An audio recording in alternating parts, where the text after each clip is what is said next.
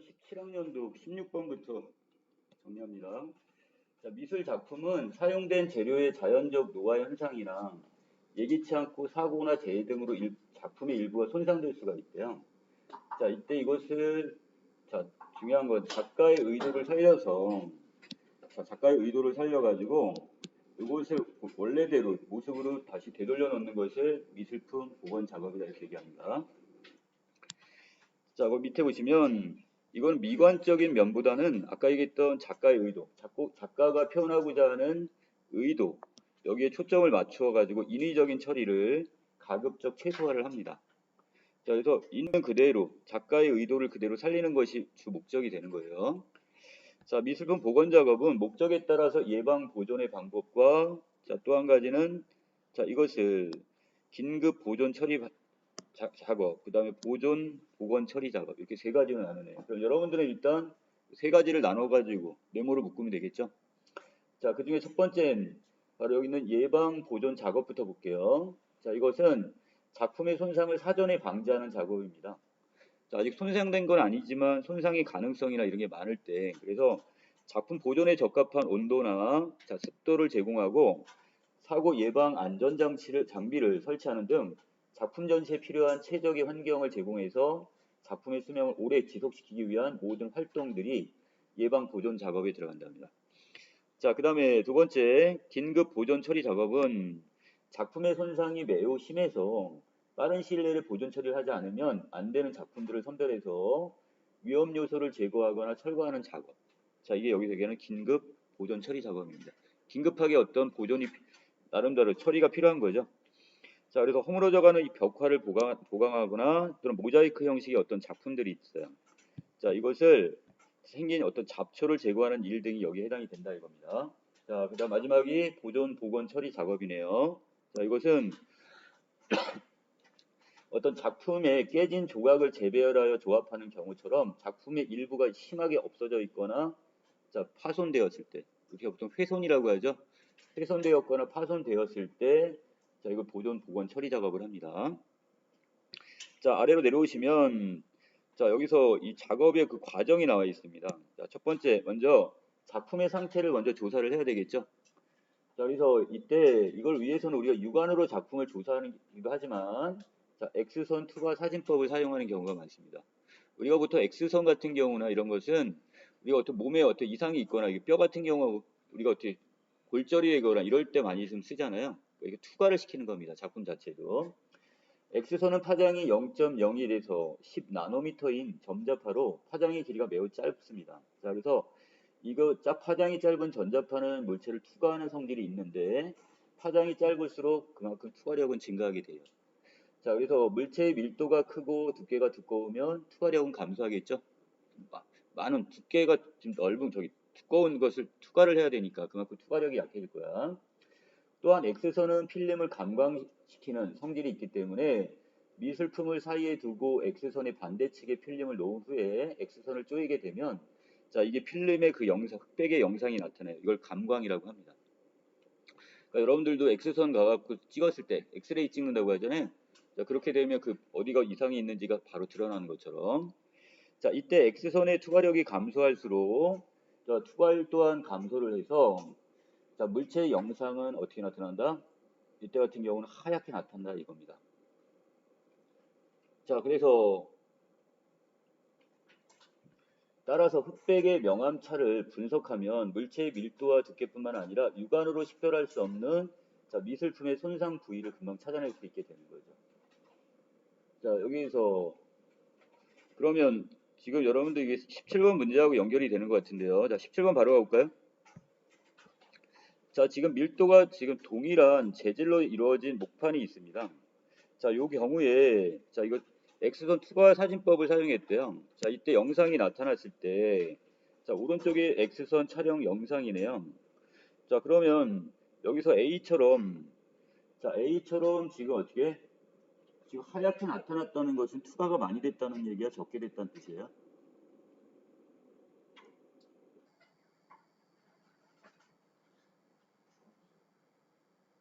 투과율이 감소했다는 것은 그만큼 투과가 많이 안 됐다는 뜻이잖아요. 그런 경우는 뭐로 나타난다고 그랬어? 흰색으로 나타난다고 그랬죠? 자, 여러분들 이 장면 여기 화면을 보시면 여기는 검정색, B 부분은 완전히 검정색이에요. 그쵸? 거기에 비해서 여기 A 부분 여기는 하얗게 나타나 있단 말이야. 그러면 A 부분에는 손상이 별로 안 돼 있기 때문에 이 부분에서는 어떻게 되는 거야? 투과가 많이 안 된 거야. X선이 뚫고 나가지 못하고 두꺼우니까. 거기에 비해서 여기 B 부분에 보시면 B 부분은 지금 검게 칠해졌다는 것은 그 부분은 얇아졌다는 뜻이잖아요. 그러니까 투과가 많이 됐으니까 검정색으로 나타나는 거고. 이해되시나요? 자, 그러면 1번에 A, D 중에 X선의 투과율이 가장 낮은 곳. 가장 낮을수록 흰색으로 많이 나타나야 되니까 흰색이 가장 진한 부분을 찾으면 되니까 바로 이 A 부분이 돼야 되는 거죠. 이해되시나요? 자, 이렇게 넘기겠습니다. 자, 다시 본문 들어가시면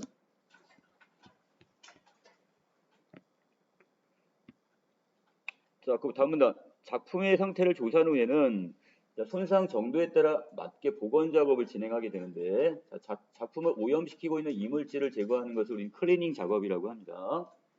자, 이 작업은 작품이 원래의 모습을 찾도록 하는데 큰 기여를 하지만 여러 가지 어떤 화학 약품을 사용하기 때문에 작품에 손상을 갈 위험이 있어요. 예를 들어서 우리가 그 어떤 미술품 같은 경우는 어떤 거기다 유화물감 같은 걸 칠할 수 있죠. 근데 거기에다가 다른 어떤 물질을 섞게 되면 이게 화학적 작용이 일어날 수도 있다는. 그럼 이렇게 변질이 되겠죠. 자, 그래서 조심을 해야 돼요. 자, 따라서 클리닝 작업을 실시하기 전에는 작품에 사용된 재료의 화학 성분을 먼저 분석하는데 이때 사용하는 방법이 형광 X선 분광법을 사용합니다. 분석법을. 자, 작품을 이루고 있는 재료의 원소는 원자로 이루어져 있으며 원자의 중심에 있는 원자핵은 양성자 또 중성자로 이루어져 있고 자, 그리고 이 원자핵 주변에는 다시 전자가 거기를 돌고 있단 말이야. 그래서 이 원소마다 고유의 원자핵 구조와 전자수를 가지고 있고 이 원소의 전자는 원자핵 G를 정해진 궤도를 따라 돌고 있습니다. 야, 그래서 분석하고자 하는 대상에 X선을 쪼이게 되면 자, 안쪽 궤도의 전자는 X선과 충돌한 후에 밖으로 튕겨져 나와버려요. 그리고 그 자리를 바깥쪽에 위치했던 전자가 이동하면서 원소에 따라 뭐가 생겨난다? 고유의 형광 X선이 발생하게 되겠죠. 자, 그래서 이 파장을 분석을 하게 되면 자, 실험 재료에 속해 포함되어 있는 원소의 종류를 알 수가 있다는 거죠. 자, 그래서 X선, 형광 X선 파장을 분석하면 그 원소 간의 고유한 어떤 색깔이 나타나겠죠. 자, 이걸 가지고 아, 이건 어떤 원소가 지금 포함되어 있구나. 이걸 알 수가 있네요.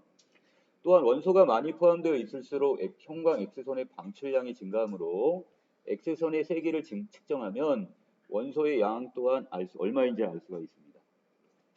자, 그 다음에 자, 이러한 형광 분석법은 실험 재료를 파괴하지 않고 분석할 수 있으며 측정 준비까지 소요되는 시간이 되게 짧습니다. 그리고 측정 또한 몇 분 만에 완료되기 때문에 벽화나 단청처럼 자, 이렇게 측정 대상을 이동시킬 수 벽화를 우리가 어떻게 절벽 이렇게 같은 데다 이렇게 바위 같은 데다 새기잖아요. 벽 같은데 이 벽을 통째로 옮길 수는 없잖아요. 단청이라는 건 어떤 걸 단청이라고 그래요? 우리 절 같은 데 가보시면 또는 옛날 궁궐 같은 데 보시면 이 대들보 같은 데 아니면 그 위에 그 석가래 같은 데다 이렇게 예쁘게 꾸미는 걸 얘기하는데 이걸 집을 통째로 옮길 수가 없잖아요. 이제 건물을. 자, 이렇게 대상을 이동시키기 어려운 경우에 성분 분석에서 이 형광 X선 분석법을 사용한다 이겁니다. 자, 여기까지 그럼 18번하고 19번 바로 풀릴 수 있을 것 같은데 자, 18번 먼저 갑니다. 자, 윗글을 이해한 내용이 적절한 걸 찾으려 했으니까 자, 여기서 아까 지금 허물어져가는 벽화예요. 이것을 할 때는 우리가 벽화를 이동할 수 없으니까 형광 X선 분석법을 사용하면 효과적이겠죠? 자, 답은 여기 3번 바로 나올 것 같고 자, 19번도 갑니다. 동그라미 가와 동그라미 나가 있는데 자, 이거 지금 화재로 인해서 어떤 손상된 미술품을 보관하려고 합니다. 자, 이때 먼저 그름을 제거를 했어요. 클리닝 작업이라고 보시면 될 것 같아. 그름은 보통 탄화수소로 이루어져 있는데 그름에 산소인 O를 쏘게 되면 자, 탄소는 산소와 반응을 해서 이산화탄소나 일산화탄소로 해서 증발돼 버립니다. 이렇게 해서 끓음을 제거하는 거예요, 지금. 자, 또한 수소는 산소와 반응해서 수증기 H2O가 되기 때문에 이것도 무해한 거죠. 날아가 버리면 되니까. 이렇게 되면 결국 그름은 사라지겠네요. 자, 이러한 방법을 산소 원자 복원법이라고 합니다. 자, 그래서 같은 경우는 어떤 그 미술품에 크게 저기를 안 주기 때문에 여기다가 그 기존에 있는 그 그름 같은 탄소 C를 이런 산소와 결합을 시키거나 이렇게 해갖고 지금 하는 방법이에요. 자, 이렇게 되면 미술품을 이루는 원소들은 오랜 시간 동안 공기 중에 노출된 상태이기 때문에 이 방법을 사용해도 작품의 손상이 일어나지 않다. 이겁니다.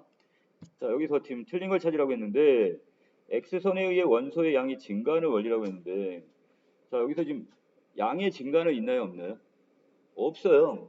이거는 그냥 그 안에서 19번에서 가 부분에 보시면 이건데 자, 여기 있는 지금 궤도가 지금 어떻게 되는 거야? X선을 쪼이게 되면 기존에 있던 궤도가 이탈을 해버린단 말이야.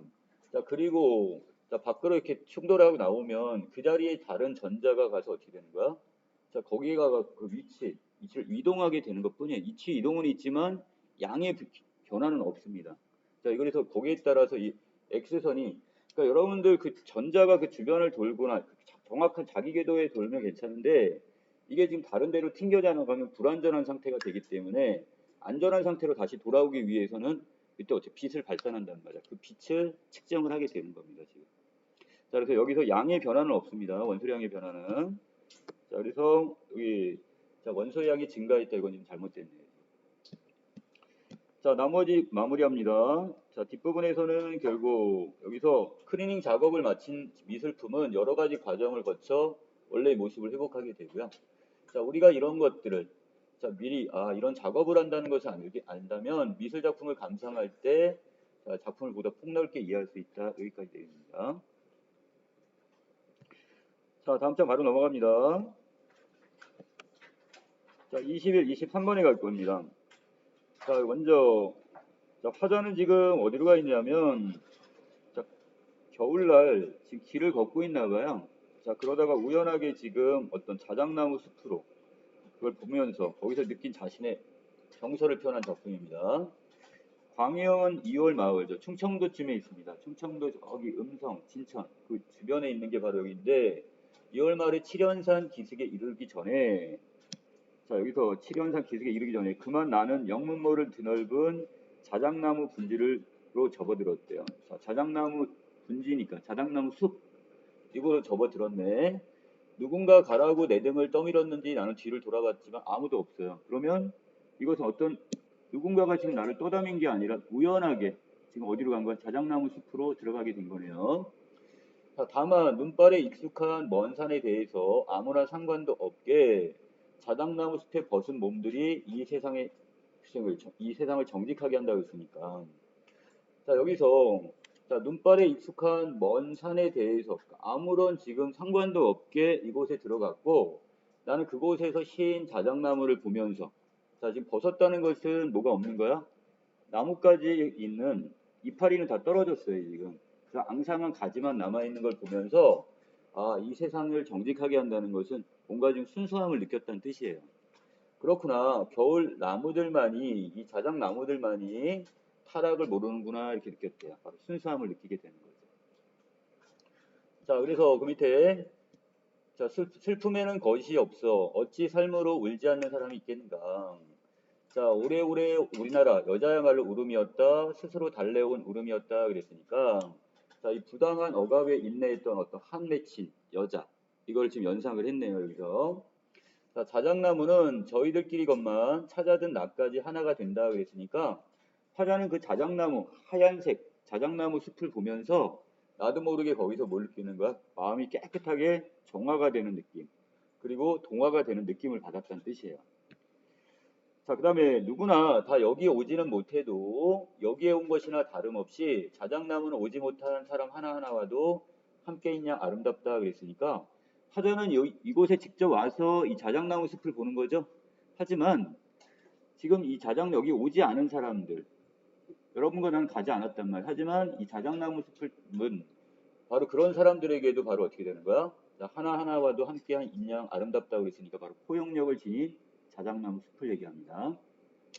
나는 나무와 나뭇가지와 깊은 하늘 속의 우둔지의 떨림을 보면서 나무 꼭대기의 그 떨림을 보면서 나 자신에게도 세상에도 우쭐해서 나무찜 지게 무겁게 지고 싶었다 그랬으니까 자기는 이 세상 모든 걸 가진 듯한 만족감을 느끼는 거예요. 그래서 우쭐함이 생겼어요. 자, 그러면서 왠지 나도 그것을 무겁게 지고 그러니까 의기양양한 거예요. 자기 자신에 대해서. 아니 이런 추운 곳에 정막으로 태어나는 눈옆이나 그 연한 잎이나 삼거리 술집에 삶은 고기처럼 순하고 싶었다 그랬으니까 자 화자는 지금 생각을 합니다.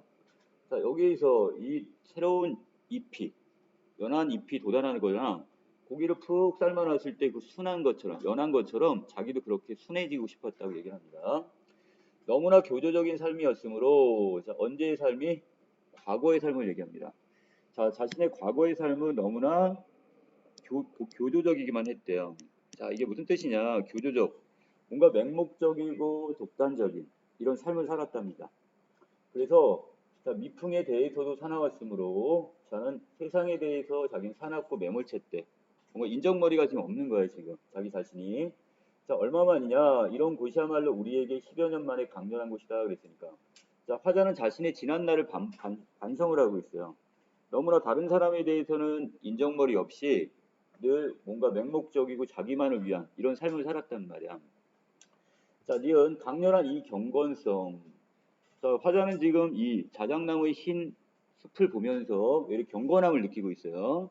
이것은 나 한 사람에게가 아니라 온 세상을 향해 말하는 것을 내 벅찬 가슴은 벌써 알고 있다. 사람들도 자기가 모든 낱낱 중에 하나임을 깨달은 때가 올 거야. 나는 어린 시절에 이미 늙어버렸다고 그랬는데 자, 말이 안 되는 거죠. 자, 어린 시절이었는데 이때 늙었대요. 자, 역설법을 쓰면서 그만큼 자기가 어린 시절에 되게 조숙했다고 생각을 합니다. 자, 여기 와서 나는 또 태어나야 한다 그러는데 자, 나는 여기서 새롭게 어떻게 순수한 존재로 다시 태어나길 바랍니다. 그래서 이제 나는 자작나무의 천부적인 겨울과 함께 깨물어 먹고 싶은 어여쁨에 들떠서 이 기쁨에 들떠서 남의 어린 외동아르도록 이렇게 귀하게 지금 자라고 싶답니다. 자, 다시 나는 광야원으로 내려가는 길을 등지고는 자, 이곳은 어디로 가는 길이야? 속세로 내려가는 길이란 말이야. 자, 이런 편안한 삶을 등지고 삭풍.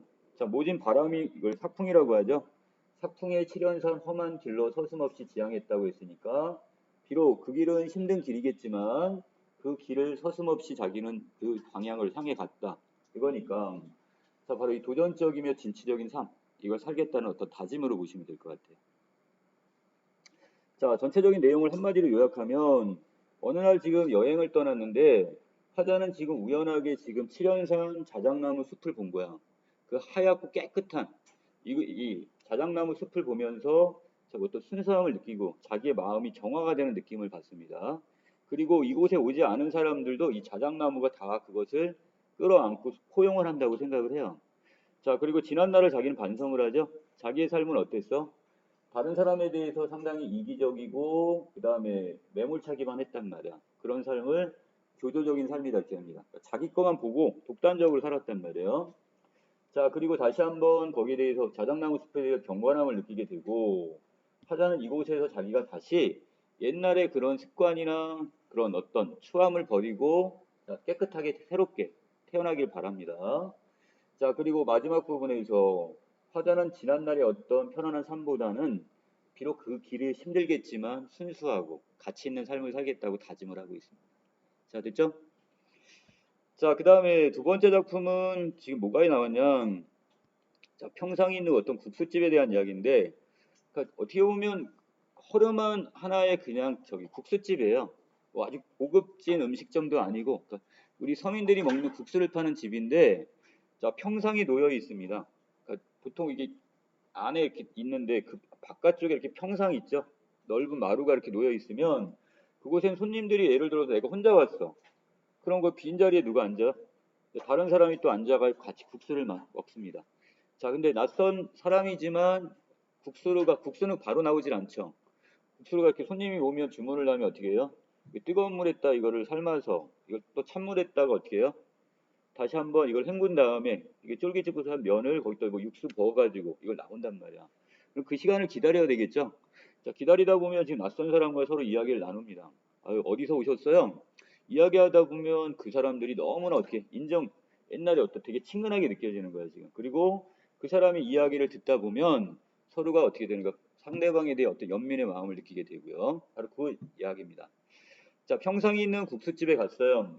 붐비는 국수집은 삼거리 슈퍼처럼 사람들이 버글버글합니다. 자, 그리고 자, 평상에 마주 앉은 사람들, 세월 넘어온 친정 오빠를 서로 만난 것 같대요. 자, 이 사람이 친정 오빠는 아니지만 왠지 뭐를 느끼는 거야? 친근함을 느낀다는 뜻이야. 그 사람들에게서. 국수가 찬물에 헹궈져 건져 나오는 동안 쯔쯔쯔쯔 이렇게 했는데, 자, 이건 두 가지 의미를 갖습니다. 자, 첫 번째는 이 국수가 지금 어떻게 되게 올려가지고 이것을 이제 어떤 찬물에다 이렇게 헹굴 때 그 소리라고 볼 수도 있고요. 또 하나는 지금 상대방의 이야기를 들으면서 아유 저런 쯔쯔쯔쯔 뭔지 아시겠죠? 상대방에 대한 어떤 연민 이 의미가 되기도 합니다. 자, 그래서 여기 있는 요 쯔쯔쯔쯔는 크게 두 가지 의미로 해석이 돼야 된다. 국수가 지금 어떻게 헹구지는 소리가 되기도 하고, 자, 또 한 가지는 이것은 지금 어떤 소리? 자, 어떤 대상에 대한 어떤 연민의 소리. 자, 이렇게 두 가지 의미를 갖는다는 거. 리얼입니다. 손이 손을 잡는 말, 눈이 눈을 쓸어주는 말. 자, 어떤 사람들이 여기를 찾아와요? 자, 병실에서 온 사람, 아픈 환자도 있고, 식당 일을 손 놓고 온 사람도 있고, 자, 사람들은 평상에만 마주 앉아도 마주 앉은 사람보다 먼저 더 서럽다 그랬으니까. 자, 그 사람들을 생각하면서 상대방에 대해 연민을 느끼는 거야. 그래서 서러움을 느끼네요. 세상에 이런 짧은 말이 있어서, 자, 그 다음에 세상에 이런 깊은 말이 있어서 국수가 찬물에 헹궈져 건져 올려지는 동안 다시 쯔쯔쯔쯔. 자, 이 헹굼의 소리 내지는 아유 저런 그렇게 안타까운 일이 있었네요. 자, 여기에 대한 어떤 연민. 자, 큰 푸도나무 아래에 우리는 모처럼 평상에 마주 앉아서 서로 어떻게 국수를 기다리면서 서로 이렇게 이야기를 나눈다 이렇게 보시면 되겠네요. 자, 여긴 전체적으로 봤던 어떤 내용? 자, 생판 모르는 사람도 이렇게 이런 허름한 지금 국수집에 앉아서 같이 서로 이렇게 이야기를 나누면서 공동체적 삶 이걸 보여주고 있습니다. 자, 21번에 가나의 공통점을 물어봤습니다. 자, 가작품은 지금 이 사람이 어디를 칠연산 부근의 자작나무 숲을 보고 나서 느낀 감정을 썼고, 자, 나작품에서는 지금 국수집 이곳에 국수를 먹으러 가서 낯선 사람과 앉아서 거기서 모를까 친근감을 느끼고 연민을 느끼는 내용. 자, 그럼 구체적인 경험이 바탕이 됐고, 자, 화자가 지향한다는 것은 긍정한다는 거죠. 자, 그래서 어떤 추구하는 어떤 삶의 태도, 자, 어떤 순수한 삶을 추구하는 가작품과 공동체적 삶을 추구하는 나작품 이 두 가지 같이 연계시키면 될 것 같습니다. 자, 그 다음에 22번에 가시면 자, 가를 감상한 내용이 하지 않은 걸 찾으라네요. 자, 우연하게 지금 광현 이월마을로 들어섰죠. 뒤를 돌아보니까 누가 떠담인 것도 아니고 아무도 없어. 자, 그렇다면 화자의 의지에 의해서 간 것이 아니라 이것은 어떻게 아주 우연하게 바로 이 자작나무 숲으로 들어서게 된 겁니다. 자, 그래서 여기는 어떤 의지는 보이지 않습니다. 자, 답 1번 이렇게 체크하고 넘어갈게요.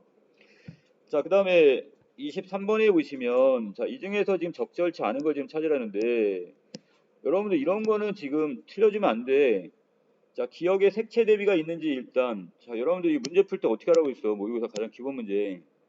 자, 이렇게 나눠서 앞에가 지금 맞는지 여부, 뒤에가 맞는지. 그럼 색채 대비니까 이걸 통째로 자꾸 보려고 하지 말고 나눠서 보시라고요. 색채 대비가 있는지 확인을 해봐야겠네요. 자, 동그라미 기억에 갑니다. 자, 맨 위에 있네요. 아무것도 없다. 여기 색깔 나와요. 자, 다만 눈발이. 자, 눈발이니까 이건 흰색이 나오죠. 그 다음 익숙한 먼 산에 대해서. 자, 또 있나요? 색깔이? 없어요, 지금. 자, 분명히 눈발에 익숙한 먼 산이라는 것은 눈에 덮여있는 산 정도가 보일 겁니다. 그렇다면 여기 흰색의 이미지 빼놓고는 색채적 대비가 안 보이잖아, 지금. 일단. 이해되시나요? 자, 이렇게 좀 찾으시면 돼요. 자, 그렇기 때문에 자, 여기 색채적 대비가 보이지 않는다. 이렇게 해놓으시면 되겠네요. 그러니까 여러분들 이거 자꾸 통문장으로 문제를 풀다 보니까 안 보이는 거야, 이런 문제들이. 오답이. 자, 그 다음에 넘겨서 24, 27번에 갑니다. 자, 조만간 좀 있으면 또 재난지원금인가 뭔가 또 얘기가 나오던데 사실 얘기 말도 많아요, 지금. 어떤 사람한테는 주고 어떤 사람은 안 주고. 과연 이게 맞는 거냐? 아니면 공평하게 똑같이 줘야 되는 거냐? 이건데 예를 들어서 예를 들어 갖고 지금 10억대의 어떤 연 매출을 올리는 어떤 사람이 있다면 그 사람에게 지금 100만 원을 주는 것과 한 달 월급이 지금 100만 원밖에 안 되는 사람한테 100만 원을 주는 거. 어떤 사람이 더 절실하게 필요할까요?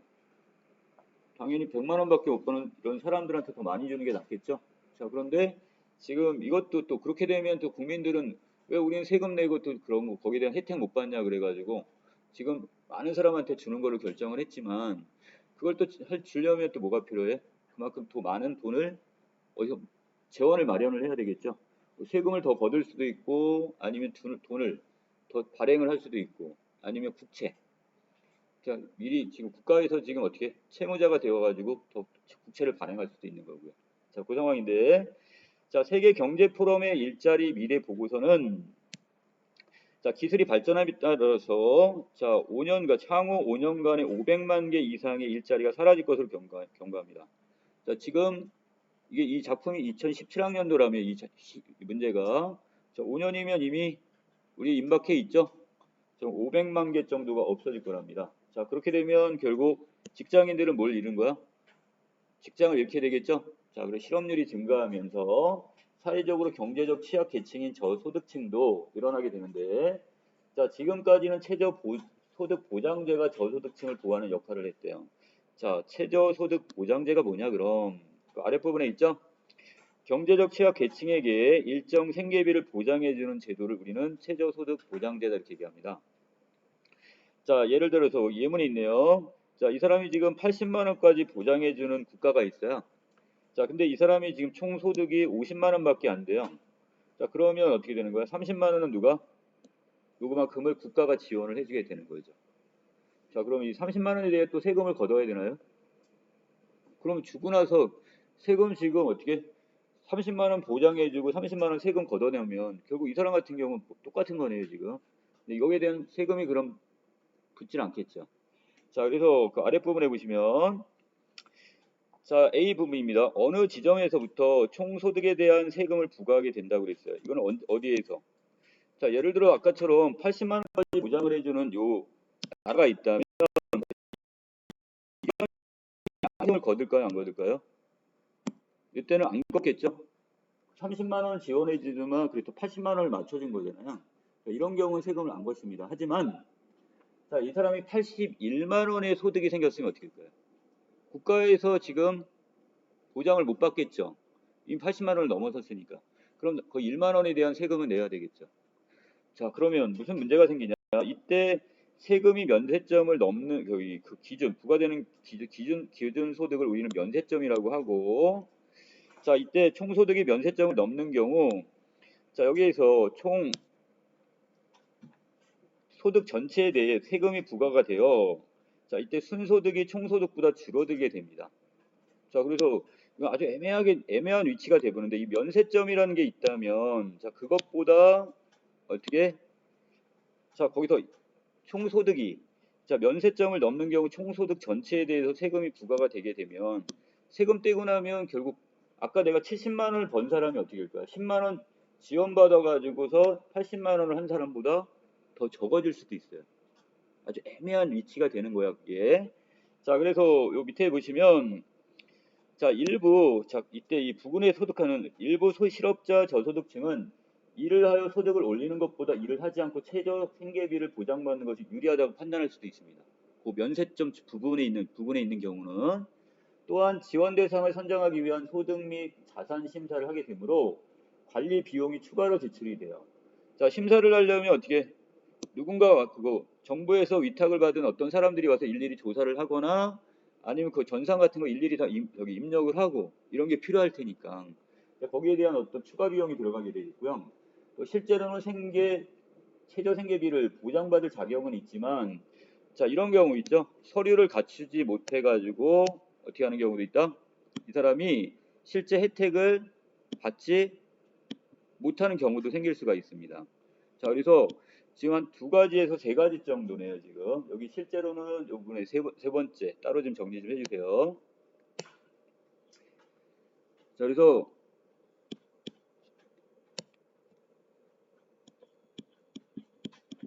자, 자기가 서류를 갖추지 못했다고 해서 지원이 안 되는 경우가 생긴다면 이것도 큰 불이익이 될 수가 있는 거죠.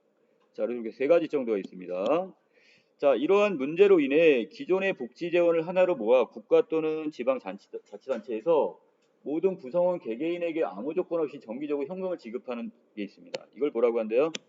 기본 소득제가 되는 거죠. 자, 그런데 자, 모든 국민에게 일정 금액을 현금으로 지급하면 어떤 문제가 있을까요? 일단 골고루 혜택을 받는다고 생각을 하겠죠. 자, 그런데 문제는 자, 이렇게 되면 어떤 문제? 나름대로 자격 심사 과정이 없어서 똑같이 그냥 일괄적으로 주면 자, 그렇기 때문에 나름대로 비용은 절약이 돼. 또 제도에서 소외된 빈곤 인구도 줄일 수가 있어. 자, 근데 문제가 있네요. 자, 밑에 문제 세 가지 있네. 일자리를 찾는 사람이 전체적으로 줄어들 수가 있어요. 왜? 일 안 해도 국가에서 세금 똑같이 주니까, 혜택을 주니까. 자, 그 다음에 또 복지 예산이 상대적으로 부족한 국가에서는 시행하기가 어렵죠. 돈이 많아야지. 돈이 없는 나라에서는 이걸 지금 재원을 마련할 수가 없으니까. 자, 이걸 실현하는 것도 그만큼 힘들게 될 겁니다. 자, 세 번째는 기본소득 이상의 혜택을 받아야 하는 취약 계층에 더 많은 경제적 지원을 할 수 없어요. 자, 예를 들어서 아주 가난한 사람은 돈이 더 필요한데 그걸 국민들 골고루 똑같이 나눠주다 보니까 그 사람한테 혜택이 덜 들어갈 수가 있다는 얘기겠죠. 맞나요? 자, 그 다음에 그럼에도 불구하고 기본소득의 도입을 모색하고 있는 국가나 지방자치단체는 모든 국민이 소득을 일정 부분 보장받는 만큼 생산 소비가 촉진이 되고 이로 인해 전체 경제가 활성화될 것이라고 예상을 하고 있습니다. 자, 여기까지 내용이고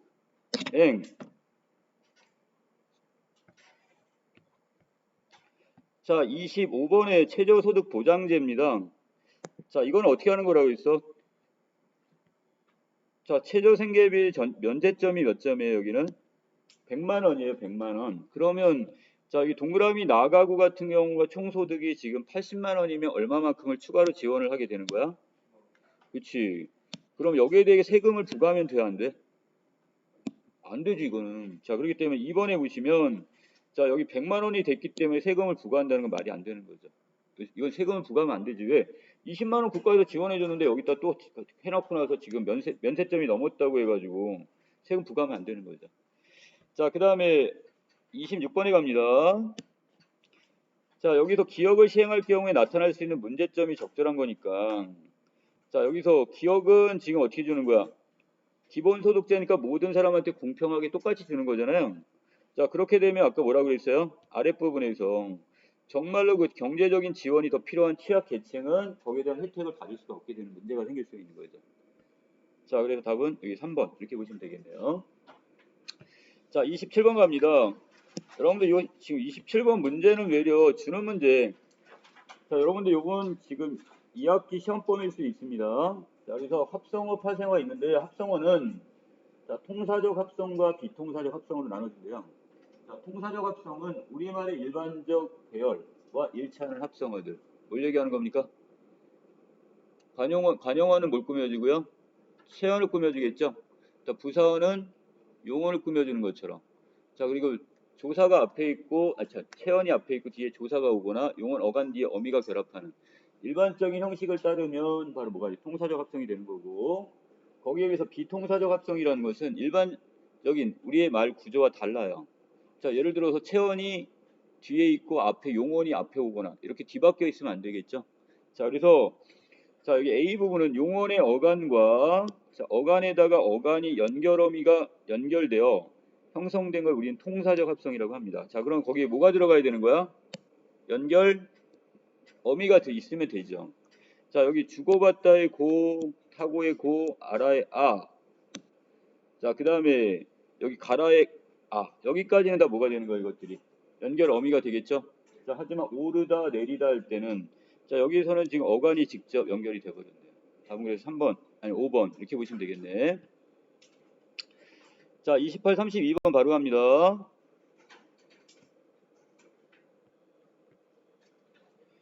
자, 한국문학 작품들 사이에 면면이 흐르는 공통적 특질이 있어요. 바로 이거 한국문학의 전통이라고 하는데 자, 그냥 쭉 내려갑니다. 한의 문학과 풀이문학 두 가지로 일단 나눈대요. 자, 그래서 A 단락에 보시면 김춘택의 별 3인곡은 자, 요 부분에다가 지금 저기를 줬네. 이 작품의 창작 배경을 줬네요. 평생 벼슬을 하지 못했던 그가 당장에 휘말려 유배를 갔을 때, 유배지에서 쓴 작품이네요. 자, 지금 가서 송강정철의 무엇을 자, 3인곡과 자, 송민곡이라는 작품의 영향을 받아서 지어진 작품이래요. 자, 특히 송민곡에 보시면 감녀, 을녀 두 사람이 나오죠. 그리고 두 사람이 어떻게 되는 거야? 지금 임금님을 모시지 못하고 지금 멀리 궁궐 밖에 나와서 만나가지고 그 안에서도 어떻게 임금님에 대한 어떤 그 걱정 그리고 임금님에 대한 어떤 연모의 정을 표현한 작품이란 말이에요. 그 하소연이 나오는데 자 김춘택은 바로 이 작품을 다시 차용해가지고 이 작품을 썼습니다. 자 그리고 유배가사를 비롯한 사대부들의 시가 작품 중에는 임금과의 관계가 어긋나게 되었을 때 슬픔과 억울함 등을 담아낸 작품들이 있는데 이때 임금을 이별한 임으로 설정하여 임금에 대한 절절한 그리움을 표현한 작품들이 많습니다. 대개 이런 작품들은 임금에 대한 어떤 변함없는 충정, 자 이것을 충정으로 한을 극복하는 형식으로 되어 있네요. 자 봉산탈춤은 여러분들 많이 봤던 작품이야. 자 여기서 황해도 봉산 지역에 전승되어 오던 가면극입니다. 제담을 통해 봉건적인 가족 제도와 그 다음에 양반의 무능, 허위, 부조리 등을 지금 폭로하고 비판한 작품인데 이러한 탈춤은 서민들을 억압하는 사회를 풍자하고 양반을 비하는 욕설, 행동 등을 거침없이 표현해서 서민들의 금지된 욕망을 드러내게 됩니다. 자 또한 익살스러운 말과 행동을 통해 대상을 조롱하고 시화와 자 우스꽝스럽게 표현해서 서민들이 겪었던 갈등과 고통 웃음으로 해소시키고 있네요. 자 본문 바로 들어갑니다. 그럼 자 여보소 저 각시님 자 이거 아까 어떤 거라고 그랬어? 그 삼인곡 송민곡에 있는 그 작품을 촬영했다고 그랬죠? 자 서러운 말씀 하소연 이제 말씀 그만하시오.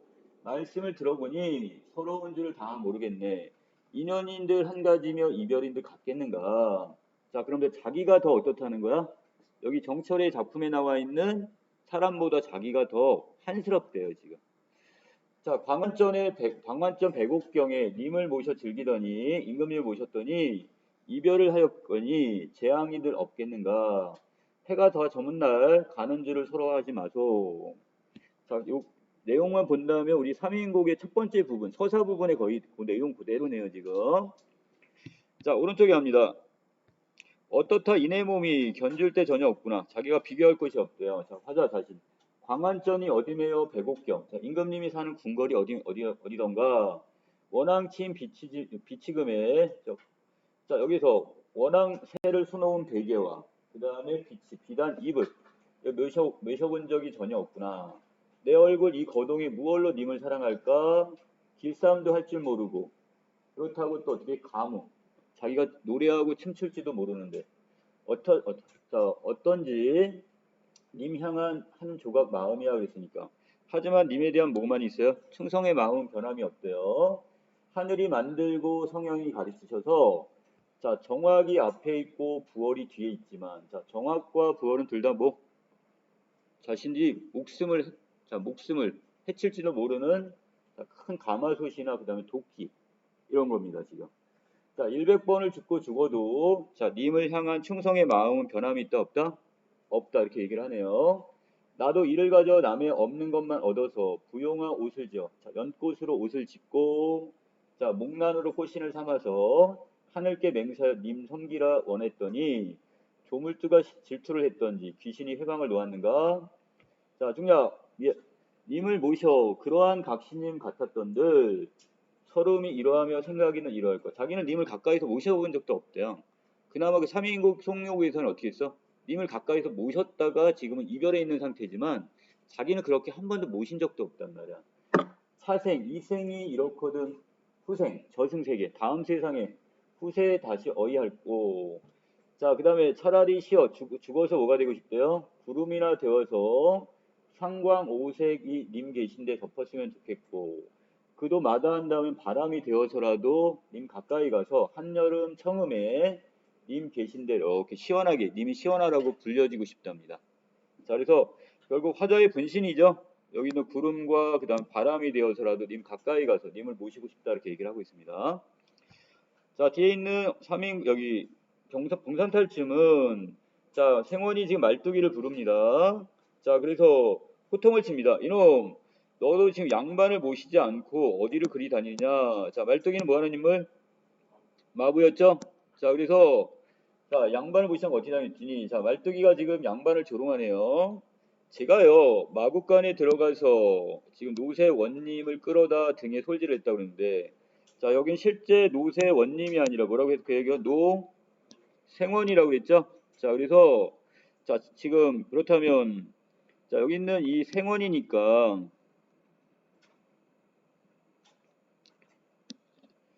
자, 지금 결국 양반을 지금 노새처럼 말뚝이가 지금 타고 다니는데 여기저기 다 돌아다녀 봐도 지금 결국 자, B 부분입니다. 셋님 비특한 놈도 없습니다 그랬으니까 자, 양반 같은 양반이 있다 없다? 없다 이런 얘기겠죠? 자, 그래서 자, 여기서 이제 양반을 지금 조롱하는 장면입니다. 양반다운 양보는 보이지도 않네요. 이렇게 얘기를 하고 있고. 자, 밑으로 이놈 말투가 예, 나랏돈 노랑돈. 자, 칠푼을 잘라 먹은 놈. 자, 생긴 건 어떻게 생겼대요? 자, 얼굴빛이 지금 무르익은 대추빛 같고 울룩들룩 뱀의 잔등 같은 놈을 잡아들이라고 얘기를 합니다. 자, 근데 C 부분에서는 지금 그놈의 힘이 무량대각이라 날래미 또 어떻게 너무 날아가는 호랑이처럼 그렇게 재빠르다는 얘기네요. 자, 샌님의 전령 이것이 있다면 모르겠지만 그냥 버전을 못 잡아올 수 없습니다. 그랬더니 자, 이렇게 전령을 하나 써주는 장면입니다. 자, 이걸 통해서 결국 어떻게 양반의 권위가 지금 조선 후기사에서 많이 무너져 있긴 하지만 그럼에도 불구하고 어느 정도 남아 있음을 알 수 있는 게 바로 이 전령이구나 이거 알 수 있고요. 자, 말뚝이가 지금 치바리를 잡아들이네요. 자, 그런데 그 다음 장에 봤더니 치바리를 잡아가지고는 지금 어떻게 뒷부분에 치바리 엉덩이를 양반 코앞에 내밀면서 자, 양반을 조롱하는 장면입니다. 자, 그 다음에 뒷부분에서 생원이 지금 이놈의 모가지, 자, 말뚝이, 치바리죠. 치바리의 모가지를 뽑아서 밑구녕, 항문에 갖다 박으라고 얘기합니다. 바로 한 사람의 목숨 정도는 그냥 어떻게 너무 쉽게 생각하는 바로 양반의 횡포가 드러난 장면. 자, 거기에 대해서 말뚝이는 뭐라고 얘기하냐. 자, 시대가 지금 돈이면 최고 아니냐. 자, 금전이면 그만인데 이놈을 잡아다가 죽이면 뭐합니까? 돈이나 몇백냥 내라고 해서 자, 지금 돈을 뜯어내겠다는 얘기야. 자, 우리끼리 논아 쓰게 되면 샌님도 좋고 그 다음에 나도 돈냥이나 벌어 쓰지 않겠소. 바로 이 금전 만능주의 이걸 좀 드러내는 장면이기도 합니다. 이게 찾으면 되겠죠? 자, 그러면서 서로 한바탕 춤을 추며 이제 전원 퇴장하는 장면으로 돼 있네요. 자, 그러면 28번에 갑니다. 자, 여기서 적절하지 않은 걸 지금 찾으라고 했는데 사대부들의 시가 작품들은 지배층의 부조리를 비판하기 위해 임금을 이별한 님으로 그렸다고 하는데 이 작품에서 이별한 님으로 그린 작품들은 결국 어떻게 변함없는 충성을 다짐하는 작품들이잖아요. 특히 가작품에서. 일단 여기서 지배층의 부조리를 비판하는 부분은 여기 언급된 게 없습니다. 그래서 오답이 돼버렸어요. 자, 그 다음에 29번 자, 이건 없네요. 이건 답은 4번. 자, 30번에 나에 대한 설명이 적절한 거래요. 자, 제일 먼저 여러분들이 할 게 뭐가 되는 거야? 다 똑같잖아, 이것도 문제가. 자, 제일 먼저 해야 될 것은 이게 다 쓰였는지 여부를 확인을 해야 되겠죠. 자, 1번에 지금 여기서 음성상징어가 쓰였는지 서리법이 쓰였는지 이거 활용을 해야 되겠 거 아니야. 자, 여기 나에서 서리법 찾아보세요. 어디 쓰였나요? 자, 여기에서 오른쪽 부분에 보시면 지금 여기 백옥경 내 알던가 님이 나를 사랑할꼬 더 잃을까. 자, 이건 자, 의문형의 어떤 서리적 표현들입니다. 다음. 자, 그러면 이걸 통해서 서리법은 일단 쓰였고 자, 그 다음 화자의 정서. 자, 거기에 대한 어떤 화자의 어떤 님에 대한 연모의 마음, 그리움의 어떤 마음들이 잘 표현이 된 거죠. 답 2번 되겠네요. 자, 31번 답은 3번, 그 다음에 32번에 4번. 자, 여기까지 정리 마치겠습니다.